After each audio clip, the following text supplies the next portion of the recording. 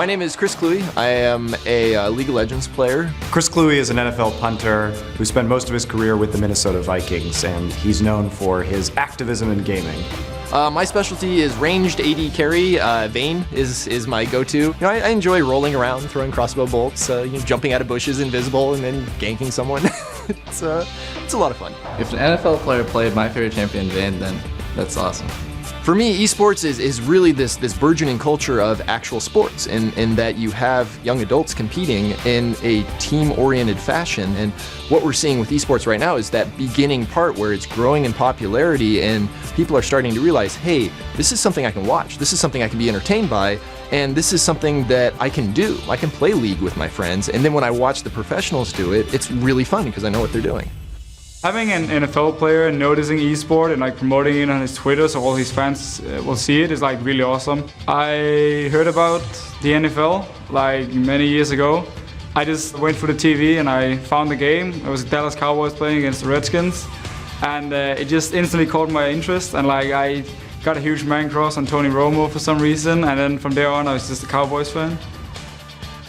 The time that you have to put in order to be that good at a video game, it's the same amount of time you have to put in to be good at a physical sport. It's just this is a mental sport. And there's also physical aspects. I mean, you have to be able to react. Your reaction times have to be right up there just as much as with a baseball player or a football player, because if you don't see that jungler coming out, then you're probably first blood. Obviously, the physical demands of pro gaming are much lower, and I'm sure people would play football 15, 16 hours a day if they could, but it's just not physically possible. People really enjoy just being able to interact with the people that they see on TV, and I think with League, you're going to see that more and more and more. There's going to be, hey, can I play a game with you? Hey, can we get in some matches? Can you teach me some stuff? Because you know that, I can talk with this person. I can log on into their Twitch stream or Shoutcast or whatever, and I'm right there talking with them. I'm watching them play. I might be playing with them. I might be presented right there in the highlights. If Peyton Manning could throw footballs during practice and constantly talk to people live on television or live on the internet about how he was throwing footballs, he probably would. I think that's a unique advantage that esports has. This is really that emergent point where a sports league forms, is that the barrier to entry is very, very simple. It's for baseball, you get a bat and a glove. For football, you get some pads and a ball. For soccer, you just get something you can kick around. I mean, it's very, very easy to do. With League, you just get a halfway decent computer, then you just download the game and play. As kids grow up who are comfortable with video games, who have grown up playing video games and understand that this is a socially acceptable thing to do, those kids then become young adults, then become old adults, and that's how the world changes. So that's why I think esports is going to be a very legitimate sports scene in the upcoming years.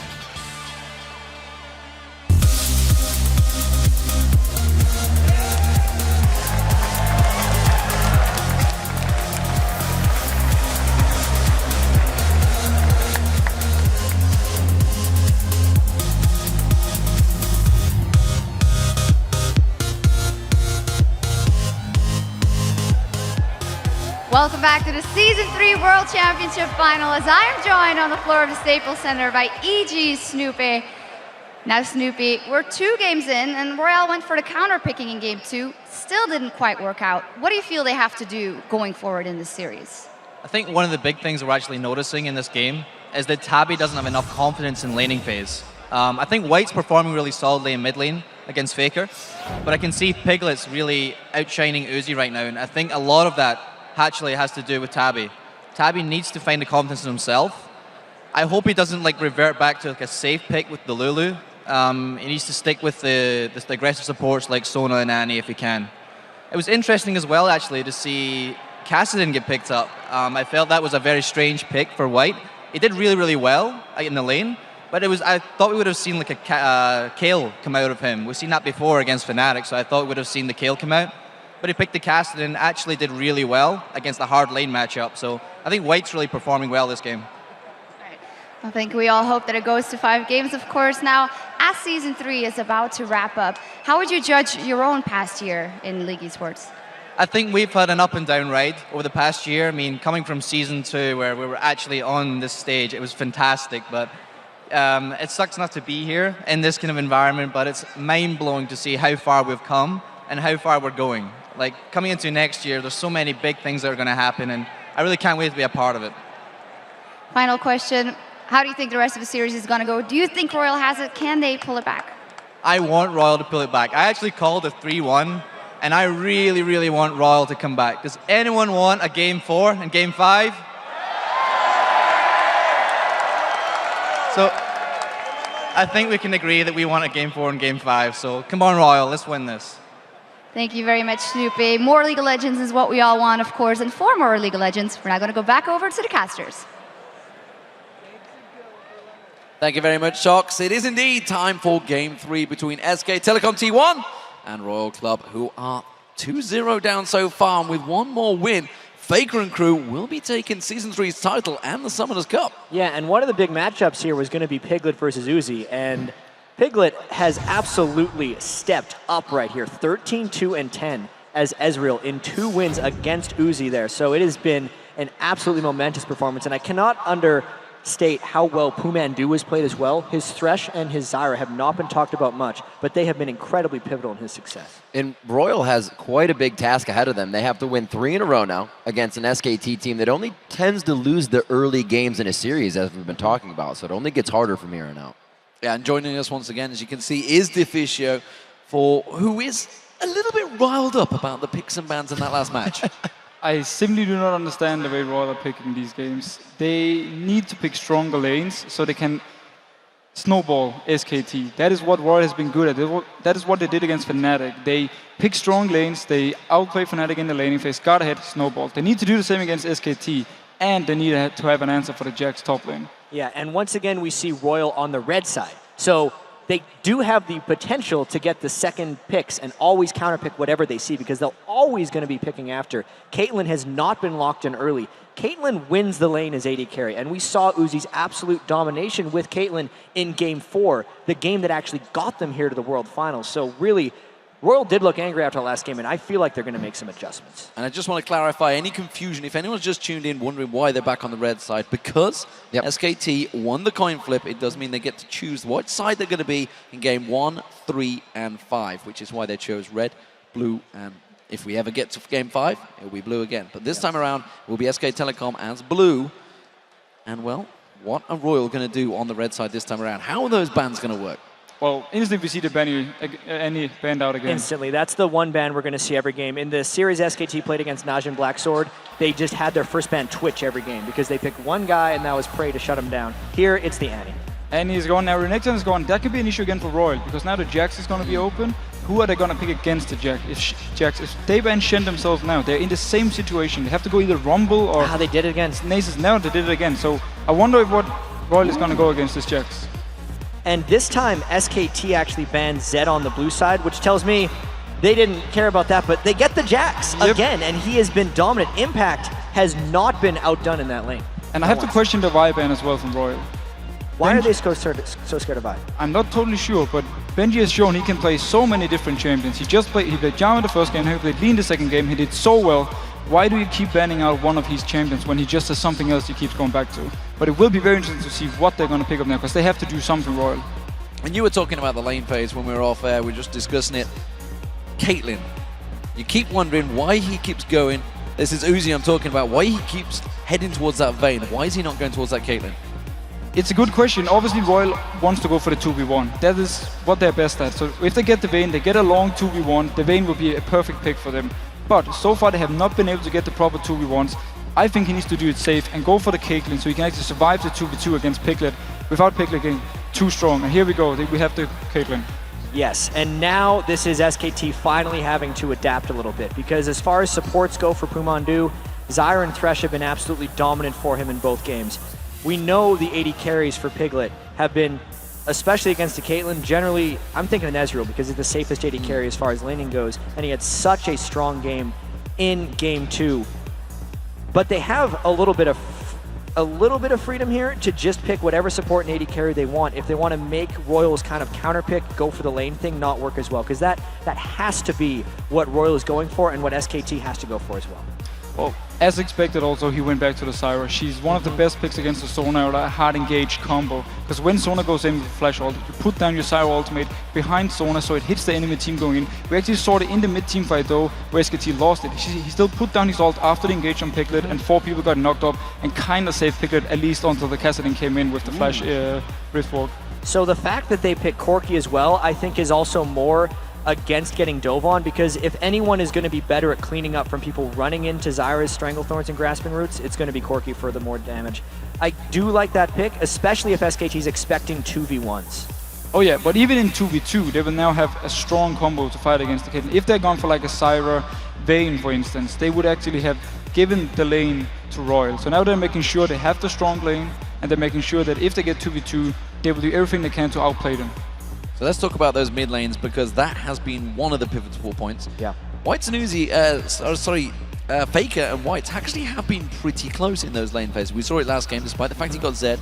He went big. White's did on Kassadin, that's the word I'm after. That's potentially a top lane Kennen, I believe, not White's. That is definitely a top lane Kennen. And now they're just going through all the champions they have for top lane to see what can handle the Jax. Kennen is a good option, but I am afraid that he will not have a much easier time than he has been having the last few games, and this Jax will once again be a huge problem.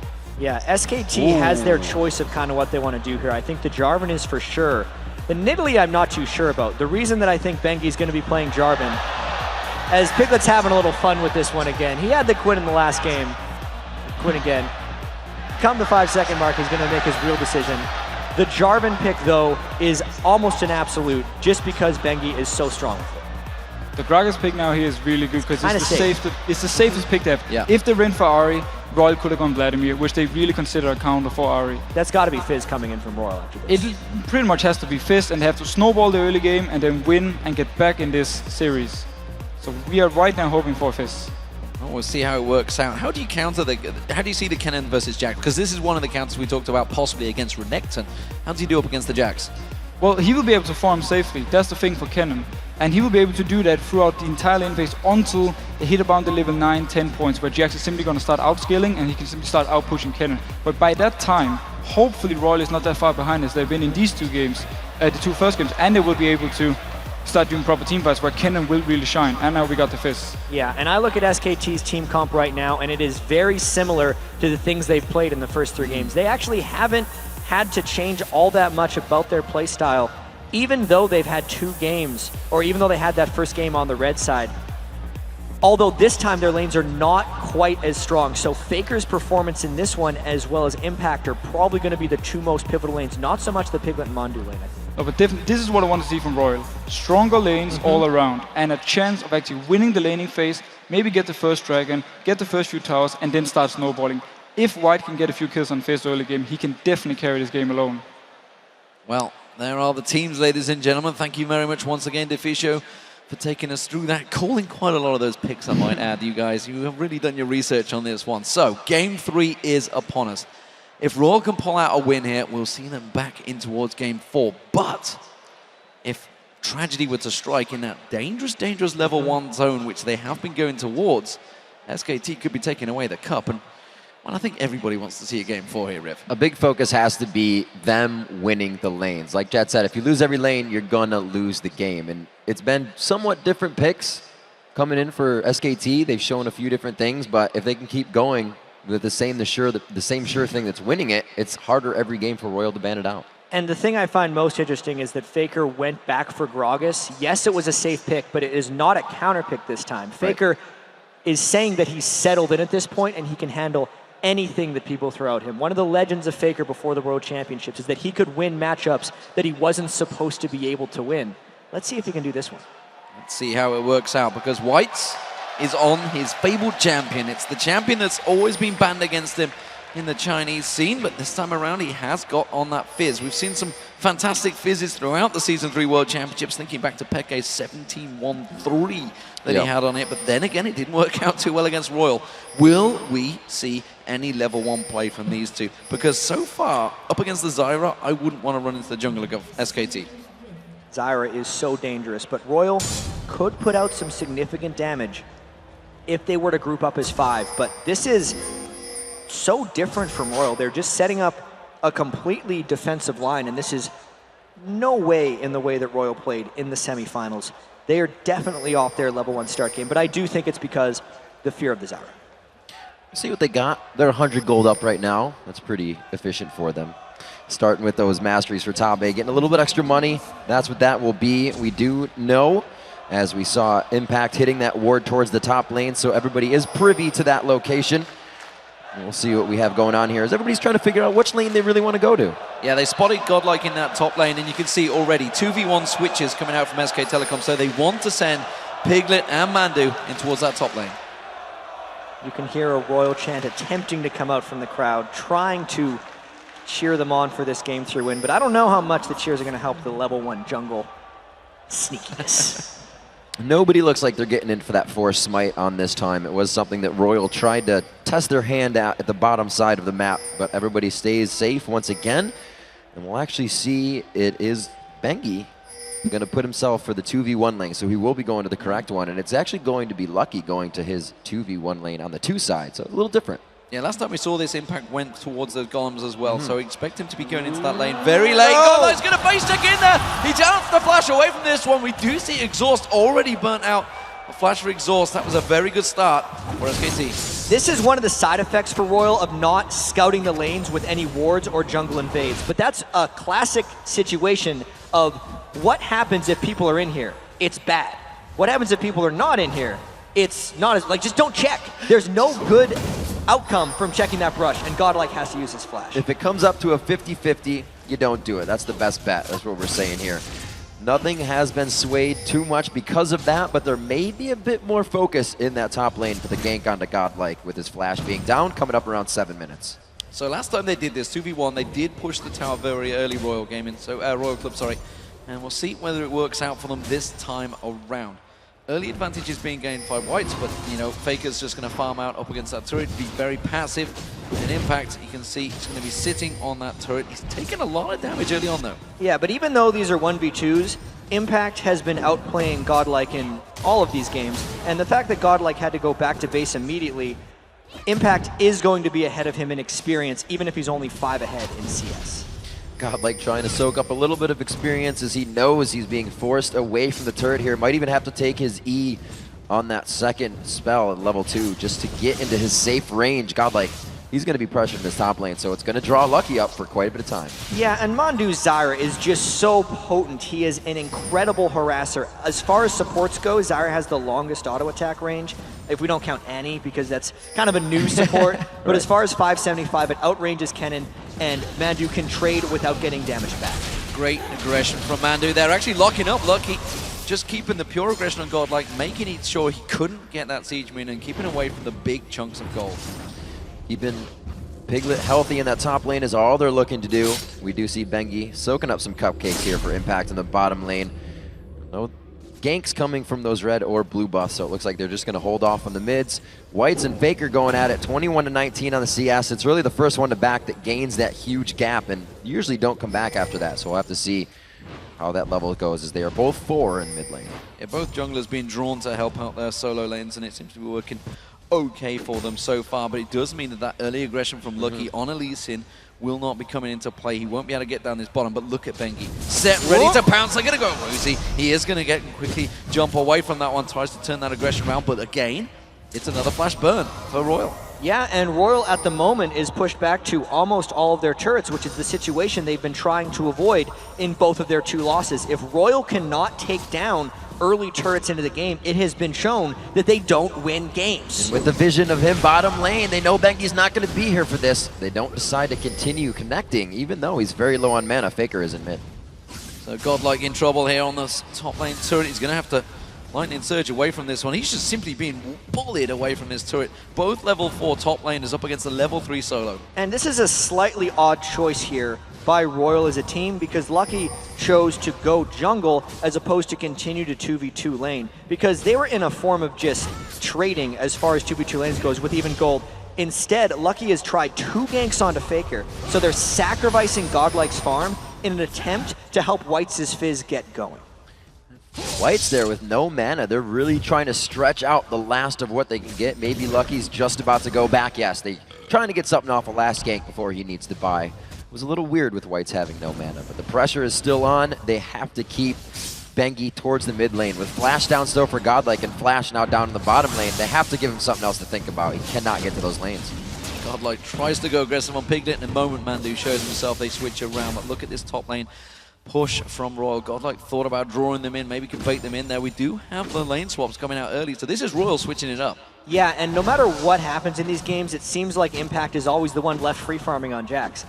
And when RYL played against OMG's Jax, they were able to capitalize when Jax was off pushing lanes. But since the rest of RYL's lanes are losing, they're not able to do that. So while Impact is free farming, RYL isn't gaining anything from it, and they're only increasing the monster that is Impact's Jax in the first 2 games and maybe even this third one. And being a Kennen player myself, this is rough. They're putting him in a 5 to level 3 lane here. Impact 6. Did now 6. The ultimate's up. A giant minion wave and Bengi on the backside. There's not a great deal Godlike can do about this one. He's just going to drop and die on the turret. It's first blood for Bengi.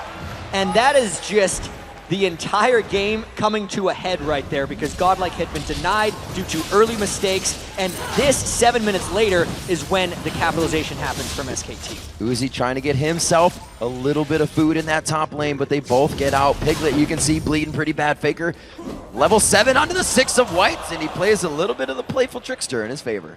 Just slippy sliding from that one, but look at this. Bengi coming in for that blue buff, and I don't think anyone's going to be able to counter this one. Godlike's not going to get involved in this one. He's a level behind. That's a blue steal, clean done by SK Telecom. And SKT is starting to take hold of this game already. They're already up 2-0 in the World Final right now. This could be their road to a 3-0 if they can hold these lanes, if Bengi can continue to gank, and if Godlike stays behind Impact. SKT is in a fantastic position for this one, but it is far too early to call. So the lane swaps right now back. RYL changed this up for themselves, is what they're working with. They're trying to adapt now 7 minutes into the game. We have seen RYL drop a turret by this time. We've also seen SKT up in turrets by this time. Now 1-0, about 1,000 gold lead coming in for SKT and Faker. It's really all on to Jarvan, Bengi with that first blood and the assist up to the top lane. Good counter there from Lucky, getting in, taking away that red buff. He'd already lost his own blue. Bengi will be taking that, giving it across to Faker there. Oh! Wait, did? Yeah, it did. Yeah, he did. That was the other blue. Whites is looking at going down the bottom. They're going to try a 3v1 dive in this bottom. I'm still not sure it's going to work because it's against the Jax. And here's another thing. They could just go for the Dragon. There's a jungler and an AD carrying a support from SKT up there, but instead they're trying to shut down Impact. They land the Shark. Impact had to know. He started walking back already. Godlike goes in. He's not even 6 yet. He can't throw down the slicing Maelstrom. They're still going. It takes 3. Impact gets away. The ult just wears off. Woo. It looks like he's going to go down. Whites will get the kill. But look at Lucky and Godlike. They did not fare well in this fight. Yeah, uses the Ignite, cleans that one up. But look at the top lane. They are coming up the pressure there. But RYL actually responding to this one, realizing the danger and already backing away. Let's see what the trade is right here. If RYL can stay alive, I actually think that was a good move overall. They might just end up trading turrets, because even though RYL has Godlike and Lucky incredibly low, there is absolutely nothing that can threaten them, so they should be able to trade back a turret. We see Godlike finally getting 6. That slicing Maelstrom is up. Maybe a Dragon coming up for RYL. They have the area and crowd control effect to get in here. They're going to go ahead, simply get this turret. Godlike, make sure they grab it down. And they're going to go back, possibly to set up for that Dragon. Yeah, they had to make sure that was completed. So gold is still in favor of SK Telecom. So 1-1 in turrets. This is the first time they've been even at this stage for the first 3 games. And it does mean the Whites and Faker are going to back away from this one. That was a kill for Whites on his Fizz. And most importantly for RYL, that was a kill that turned into an objective, which is something they haven't been able to do yet in this series against SKT. Now, because Uzi's Caitlyn is so proficient at shoving lanes, they're actually getting some turrets down, so the map control is not entirely one-sided. Oh, Stranglethorns goes down. They go aggressive. Didn't really catch on anyone. Look, he's waiting to try and safeguard away from this one. Godlike there in support, but I believe that middle turret will be going down the next wave. Looks like SKT is always moving at the right time. The mana bar is very low for Whites and Uzi right now. It looks like they are going to put themselves in position for a Dragon. The pink wards coming out. They pull a 10-minute Dragon. It has been the later one. So these teams slowly knowing to give respect to the other one. Yeah, that's going to be a clean dragon as well. They put pressure on that bottom lane again. Godlike finally hit level 6, by the way, down that bottom lane. So he is going to clear out the wave, but he's got to be careful he doesn't get dove upon once again by SK Telecom. There's 3 members heading towards him. Yeah, and that is a huge swing in gold. 975 for the dragon and 750 for the turret, so 1,700 gold basically going for SKT right there. And Godlike is right back where they started before they executed the dive onto Impact and picked up a turret. Godlike will still be all right. Nobody really helping him too much. They're kind of leaving him on an island now to be the facilitator of getting those fights started. The pressure now towards the top lane. We can see White's moving up. Uzi's not playing it aggressive, so he's kind of baiting him into this one.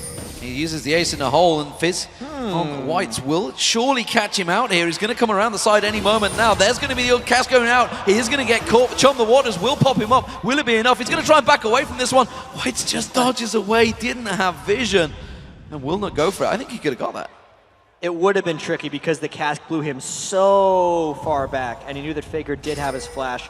At the best, he makes Faker burn his flash if he chases, and at the worst, it's one of those situations where there's people waiting from SKT in a brush, and they kill White. So I think it was a smart call for him to back away. With that pressure in the top Impact! Kabe getting caught out, but the team is there. Impact trying to go very deep. Whoa! A very nice hit up on Godlike. He's forced to flash in, and they can't get the damage down. Impact is somehow still running around the line. He just jumps away from this one. They're going to turn it back around. Godlike just gets mashed where he was. Mandu is the one that picks up the kill, and Faker, well, he's thinking he can get some as well. It's the dunk squad right there for SKT. Impact and Bengi doing work in the jungle, completely catching Tabe and Godlike out of position, getting kills, and getting away with it. This could be an SKT roll through another turret. Here they go, bottom tier, second one in. They're going to be looking for the inhibitors after this in just about every lane. The middle one doesn't seem like it's going to be standing too much longer. SKT is going around the horn. Looks like they'll go back to buy. On to the next one. The Athene's already finished with the Triforce coming in, sub 13 minutes. I think that might be one of the fastest ones we've seen throughout from group stage to now in the tournament. Third game running, they've had no response to Impact's Jax, and you just got to wonder with those picks and bans, when will they learn to counter it or just simply ban it out, because they haven't been able to deal with it. SK Telecom had the exact same problem against Najin Sword in the semi-finals. They finally banned it out or picked it away from them. And it's so interesting too, because we ask when they're going to be able to change. They won't have a chance to change if they lose this third game. Tabe is very clearly stated he is retiring after this World Championships, win or lose. So this could very well be his last game, and they need to find a way to deal with Jax. Already down 3,600 gold. 13 minutes into the game. They were down 5,000 gold last game and nearly mounted a comeback, but that is a tall task against a team as good as SKT. SKT, a team, you might hear some of them say, you know, we have a leader, yeah, it's in Pumandu, but a lot of them also say that the leader is all of us. All of us hold those conditions to be a leader, and we can do it. So they communicate during the fights. It's not just one person. You can hear it. And I think the coolest thing they said is, we're friends, but we may not show it on stage. We'll show it in our gameplay. 14 minutes gone. Items all heading SK Telecom's way. You can see the Trinity Force on Piglet. Trinity Force will be on Impact. The next moment he backs away, but instead he's going to get eyes on towards Uzi. Is this going to turn around? Bengi comes in there. Bengi in trouble. You can see the jump. The water's going to pop along with Static Shift. Will it be enough to get on towards him? They will pick up the kill, but will it be the detriment? Because look at the top lane. Oh, the tower, not quite. Flash from Flash. Pumandu getting a little antsy on this one. Tries to get in with Zyra. He may put himself in the water here. No, Whites gets popped up by Stranglethorn. Coming around the side. Godlike, can he finish it? The Shuriken misses. Where's Whites? Oh, Impact comes in to save the day, and not even Whites can believe it. Whites took both hands and put them into his face after that play. Because that could very well be the last mistake they get to make that clinches this series for SKT. They overdived right there. You could clearly see that they were tunneling for that kill because Faker was on his way down when RYL tried that dive. The fact that they died for it and didn't even pick up the kill could very well put them on tilt here. We've seen this so many times from Royal Gaming Club. Sometimes it works out, sometimes it doesn't. They just keep on going aggressive. Keep on pushing towards them. SK Telecom have had an answer every time they've done it. They've got to learn to be a little bit more reserved.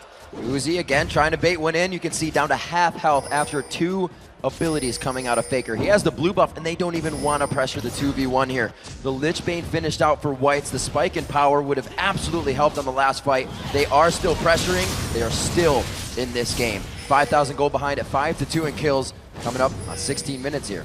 And with that 16-minute marker, we're just now seeing that Bloodthirster just probably being picked up. That is extremely late for Uzi. He needed that at 13 minutes, and White goes in while Caitlyn's not there. Playful Trickster up and down. The crescendo does stop the reinitiation. It's Piglet. Nobody's touching Piglet. They're all running away.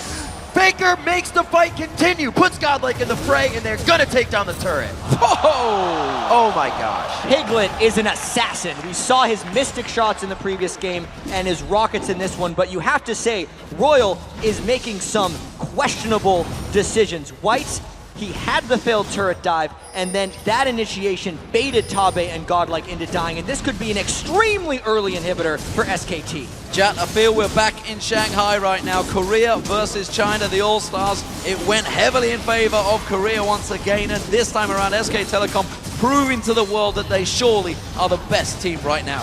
A 16-minute inhibitor, RYL desperately trying to get away. Whites didn't play full Trickster over that wall, and they just cannot chase down onto SKT. Even if they could, they might lose that fight. Good guy Faker, body slam, saves the ace in the hole for damage, and it looks like they're gonna set this up. Godlike is right there. They have it. They got what they need. They take down Godlike again, and just like last game, he was on Rumble. They are focusing in every fight. Absolutely blown up. And let's take a look at that previous team fight. White is all alone. We talk about going in together.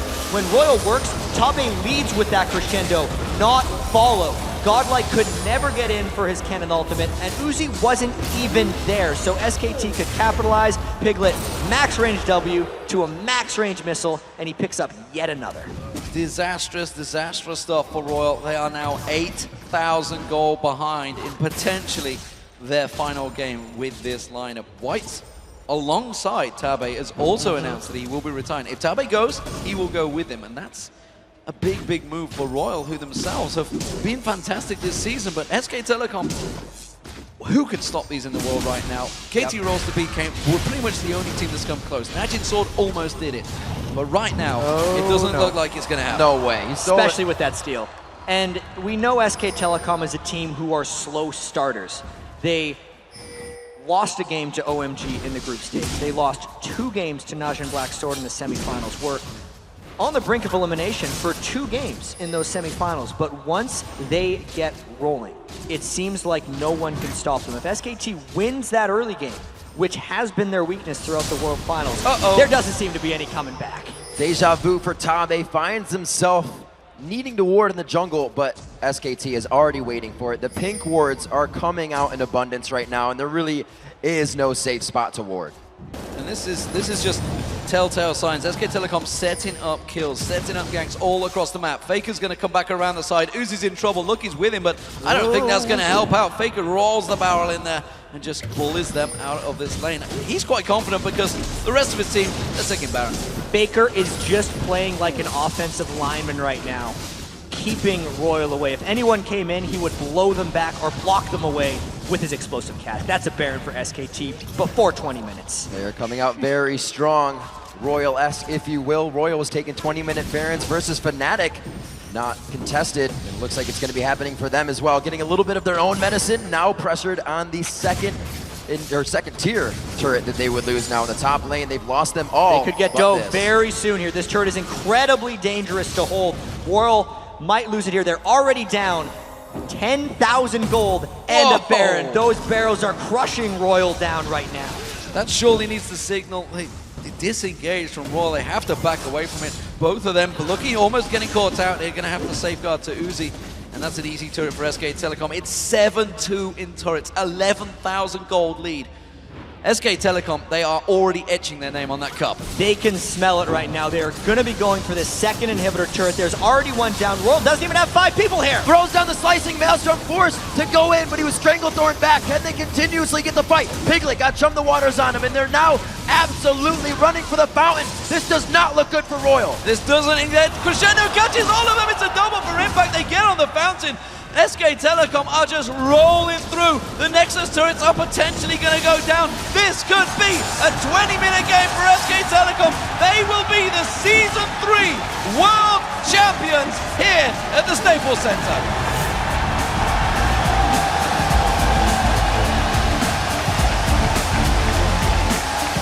And it was the most impressive victory at the end. SKT is the team that starts slow and finishes even stronger. But they started this best of 5 with a win. And after that, there was no stopping the Korean powerhouse. SKT Telecom come into this game saying, you know, the Champions Cup would be lonely at home if we didn't bring back another one. So they find the Summoners Cup, and it will be placed in the SKT house right next to their win from Korea. Ladies and gentlemen, the hype train is real. SK Telecom have won 2 trophies in the space of being together for 6 months. Yeah, this is almost a new team, and not even say almost, a few months of last year into this year. Sometimes when you have talent come together, everything just clicks. And you could tell for SKT, they definitely have some growing pains in the early game, but when they solve those things, they just seem nearly unstoppable. That last game was under 21 minutes. They had a 15,000 gold lead. It was 12 kills to 2. If they would have played a game 4, I don't know how fast it would have been, because it seemed every game they got farther and farther ahead of RYL. And while nobody wants to see a 3-0, we have to take our hats off. That was an impressive performance by SK Telecom. They have dominated all 3 of these games. Game 2 was a little bit closer. Game 1 was in the back for SK Telecom, and Game 3, that just didn't even come close. Yeah, and it's got to be tough for Tabe and Whites here. They came so far. No one really expected RYL Club to make it to the finals, and then everyone got behind them. So many people were picking RYL Club to come down here, but at the end, it was too much for them to overcome. Tabe will be retiring after this one. Second place at the World Finals. It's nothing to laugh at. And another thing both of these teams said coming in was the mentality. It has to stay up. And we saw that it did for a while. RYL was winning 4K down fights, coming up with aces, able to get kills. But it was truly the mentality of these teams coming in, the camaraderie of their teammates next to them. And you can see SKT taking in the fans. It's a standing ovation for everyone on the floor right now for SK Telecom. They were the favorites before this tournament, and they are good. The best team in the world. And let's be fair to Korea, they've been in the finals 2 years running now. Azubu Frost last year couldn't quite pull it off. Right. SK Telecom just absolutely dominated the Worlds. They had I wouldn't even say a shaky group stage, because they went 7-1. They only lost 1 game to OMG. Najin Sword, the Korean team, was the only team that actually took them close. Yeah, this was a good statement right here by SK Telecom team. I mean, Faker, how much potential does he have? He did seem a little shaky, but it was too Gragas. The thing that he couldn't seem to stop himself, he just played it himself. It really an overall great performance, knowing when they could go. A lot of times watching League throughout any of the seasons that we watch, the team would be so far ahead and they'd kind of stall. They don't know where to go. They don't know how far ahead they are, but assertive from group stage on, the teams here at Worlds knew when they had a lead, be it 2K, be it 100 gold, and they pressed those advantages. And really, once you do that, we saw Faker keep stealing blues. Little things here and there, it definitely did put RYL on tilt a little bit. The analyst desk talked about it, and we saw them fall into it. And how can you not when you're pressured that much? Well, RYL is a team that if they do well early, they look incredible. Right. But if they do not do well early, you don't know what kind of RYL you're getting, which is why coming into the World Championships, we weren't necessarily thinking they were that strong of a team, but then something miraculous happened to RYL when they came in here. They started winning all their lanes. Their semifinal matchup against Fnatic, they were dominating every single matchup. That didn't happen against SKT. I think the long preparation time and honestly, somewhat odd picks and bans. SK Telecom's strategy of getting Jax all 3 games while denying the other 2 main top lane picks really played into this matchup. The Jax was unstoppable in all 3 matches for Impact. And you've got to give it to Faker. We said in the semifinals, he looked nervous. He was on edge. He went 0-4 in that first game, but he got going on that Gragas. He's clearly been working that this week. Well, when Faker was asked what his play style was like, he said, and quote, spectacular but reliable. So he knows what he can do. He knows his capabilities. And that was one of the other things he said. He's like, I'm happy to go to Worlds to compete and test the capabilities of myself. Yeah, and considering he was nervous at the Galen Center, to be able to perform 3-0 at the Staples Center in front of a much larger crowd with the giant pre-show and the whole world watching him here. I mean, that really shows that he kind of matured in the short time and got past his nerves. Yeah, fantastic, fantastic stuff. Can anyone stop SK Telecom? We'll have to see next year. They have a little bit of time to try now. They do think up the strats, but it's all going to be changed, right? Change is coming into the game for next season. It's going to be big. It's going to be awesome. Well, change may well be coming, but right now, let's send it down to the main stage and meet the Season 3 World Champions, SK Telecom T1. Thanks very much, D-Man. Now, before we meet the champions, I'd like to welcome the co-founders of Riot Games, Brandon Beck and Mark Merrill, to the stage for the introduction of the team and the presentation of the Summoners Cup. Please give it up for Rise and Trindamere.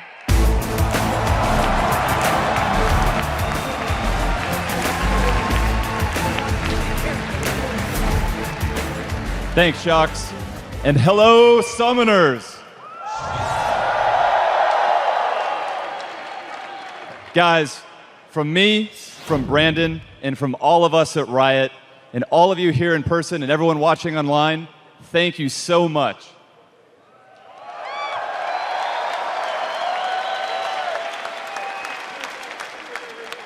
Teams from around the world fought really hard to earn a spot in this championship. 14 teams rose above the rest, competing here in Los Angeles for the Summoners Cup. And now, we have our new League of Legends World Champions. Let's welcome to the stage, SK Telecom T1.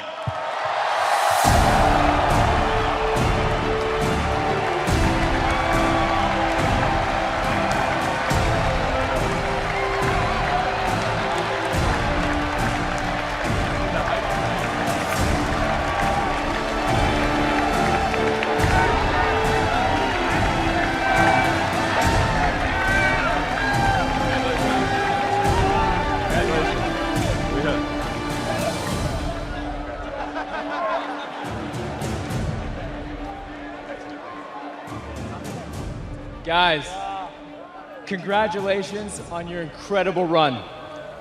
You faced off against the best teams in the world, and your dedication and teamwork have earned you guys a place in League of Legends history. Now, we are honored to present you with the Summoners Cup. You guys have been absolutely dominant.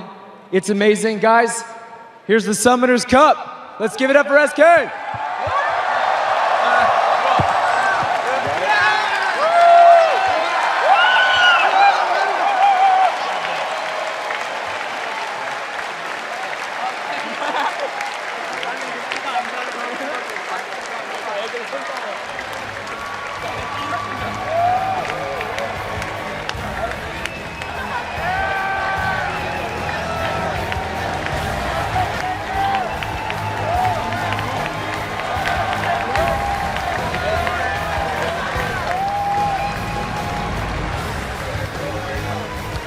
What an amazing moment. But all right, everybody, we have to take a quick break and get all the confetti out of Riv's beard. But when we return, quick shot on the guys will break down tonight's championship performance by SK Telecom T1.